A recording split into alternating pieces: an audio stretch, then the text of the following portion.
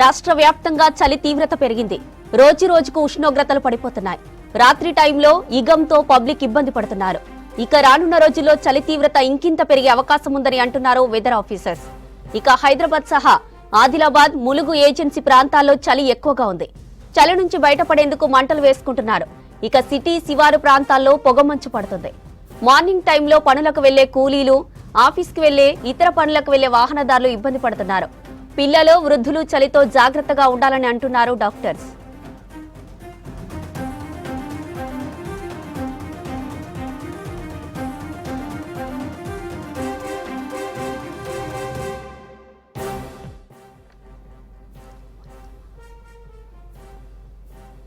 రాష్ట్రంలో చలి తీవ్రత రోజురోజుకు పెరుగుతోంది. కొన్ని రోజులుగా పగటిపూట ఉష్ణోగ్రతలు పడిపోతున్నాయి. ఉదయం చాలా ప్రాంతాల్లో దట్టంగా పొగమంచు కమ్ముకుంటుంది. పలు జిల్లాల్లో 12 నుంచి 15 డిగ్రీల మధ్య ఉష్ణోగ్రతలు నమోదవుతున్నాయి. ఇక ఏజెన్సీ ప్రాంతాల్లో అయితే జనం వణుకుతున్నారు.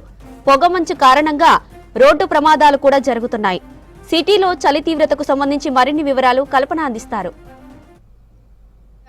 ఈ మధ్య కాలంలో చలి తీవ్రత పెరిగిందని చెప్పుకోవచ్చు. మరీ ముఖ్యంగా చూసుకున్నట్టయితే తూర్పు ఈశాన్య దిశ నుంచి వీస్తున్న గాలులతో తెలంగాణ రాష్ట్ర వ్యాప్తంగా చలి తీవ్రత అధికంగా పెరిగింది. ఇక గత వారం రోజులు చూసుకున్నట్టయితే మనకు కనిష్ట ఉష్ణోగ్రతల్లో మార్పులు కూడా కనిపిస్తూ ఉన్నాయి. ఎక్కువగా చూసుకున్నట్టయితే కూడా చాలా వరకు అయితే మనకు ఇప్పటికే దాదాపు 12 డిగ్రీల లోపే ఉష్ణోగ్రతలు జిల్లాల్లో నమోదవుతున్న సిచ్యువేషన్స్ ఉన్నాయి. ఇటు ఆదిలాబాద్ కావచ్చు, నిజామాబాద్ కావచ్చు, మెదక్ కావచ్చు, మంచిర్యాల కావచ్చు, దాంతోపాటు హన్మకొండ కావచ్చు, ఇట్లా చాలా ప్రాంతాలు ఏజెన్సీ ప్రాంతాల్లో అయితే మనకు చాలా వరకు కనిష్ట ఉష్ణోగ్రత మార్పులు కనిపిస్తా ఉన్నాయి. 12 డిగ్రీల నుంచి 15 డిగ్రీల లోపే ఉష్ణోగ్రత అయితే నమోదవుతున్న సిచ్యువేషన్స్ అయితే మనకు ఉన్నాయి. ఇక నగరంలో కూడా మనం చూసుకోవచ్చు, దాదాపు ఉదయం సమయంలో పెద్ద ఎత్తున మనకు చలి తీవ్రత అనేది ఎక్కువగా కనిపిస్తూ ఉంది. దాదాపు చలితో పాటు ఎక్కువగా పొగమంచు తీవ్రత కూడా మనకు అధికంగా కనిపిస్తున్న సిచ్యువేషన్స్ అయితే మనకు ఉన్నాయని చెప్పుకోవచ్చు. ఇక ఏదైతే చలి తీవ్రత పెరిగిందో, చలి తీవ్రత పెరిగిన దగ్గర నుంచి కూడా నగరవాసులు బయటికి రావాలంటే 1-2 సార్లు ఆలోచించాల్సిన సిచ్యువేషన్స్ ఉన్నాయి. ఇక ఎవరైతే వాకింగ్, జాగింగ్కి వస్తున్నారో వాళ్ళు కూడా కాస్త లేట్గా వస్తున్న సిచ్యువేషన్స్ అయితే మనం చూస్తూ ఉన్నాము. ఇక మరీ ముఖ్యంగా చెప్పుకోవాలంటే కూడా చలి తీవ్రత అధికంగా పెరగడం, చలితో పాటు పొగమంచు కూడా దట్టంగా కమ్ముకుంటుండడంతో కూడా ఎక్కువగా ఈ మధ్యకాలంలో యాక్సిడెంట్స్ కూడా ఎక్కువగా అవుతూ ఉన్నాయి. ప్రతి చలికాలం వచ్చిందంటే చాలు పెద్ద ఎత్తున ఉదయం సమయంలో కావచ్చు, ఈ నైట్ టైంలో కావచ్చు, జర్నీ చేసే వాళ్ళు ఎవరైతే ఉంటారో వాళ్ళు తగిన జాగ్రత్తలు తీసుకోవాలని చెప్పేసి పదే పోలీస్ అధికారులు చెప్తున్నప్పటికీ కూడా వినకపోవడంతో దాదాపు పెద్ద ఎత్తున యాక్సిడెంట్స్ కూడా జరుగుతూ ఉంటాయి ఈ వింటర్ సీజన్లో. సో అట్లాగే చూస్తూ ఉన్నాం కదా, దాదాపు ఈ చలికాలం వచ్చిందంటే చాలు వాహనదారులు ఎక్కువగా ఇబ్బంది పడుతుంటారనే చెప్పుకోవచ్చు. మరీ ముఖ్యంగా చెప్పాలంటే చలి తీవ్రత అధికంగా ఉండడంతో కూడా ఈ వెహికల్స్ ఏవైతే ఉంటాయో, 2 వీలర్స్ కావచ్చు, అవి నడిపే వాళ్ళైతే అధిక ఇబ్బందులు పడుతూ ఉంటారు. చలి తీవ్రత అధికంగా ఉండడంతో పాటు ఈ చేతులు ఏవైతే ఉంటాయో వాటికి తిమ్మిర్లు రావడం, చలి తీవ్రత దట్టంగా ఉండడం, దాంతోపాటు పొగమంచు ఉండడంతో కూడా సీనరీ ఎక్కువగా కనిపించకపోవడం, యాక్సిడెంట్స్ అవ్వడం, దాంతోపాటు ఈ చలికి బాడీ వణకడం, దాంతోపాటు ఈ చేతులు తిమ్మిర్లు రావడము, రెడ్గా మారడం, ఎక్కువసేపు డ్రైవింగ్ చేయడానికి వెహికల్స్ పట్టుకోవడంతో కూడా సో ఇట్లాంటి సిచ్యువేషన్స్ అయితే మనకు ఎక్కువగా కనిపిస్తాయి. దీంతో ఎక్కువగానైతే ఉదయం సమయంలో జర్నీ చేయడానికి అయితే చాలా మంది అయితే అసలు ఇంట్రెస్ట్ అయితే చూపించడం లేదు. సో ఎక్కువగా 4 వీలర్స్ అయితే మనకు కనిపిస్తూ ఉన్నారు తప్పే 2 వీలర్స్ అయితే చాలా తక్కువగా వస్తున్నారు.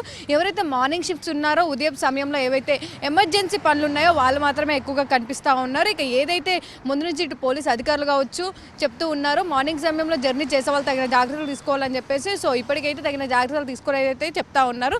బయటకు వచ్చిన వాళ్ళు కూడా అందరూ కూడా సేఫ్టీ మెజర్స్ తీసుకునే వస్తూ ఉన్నారు. 1-2 సార్లు కూడా ఆలోచిస్తున్నారు బయటికి రావాలంటే కూడా.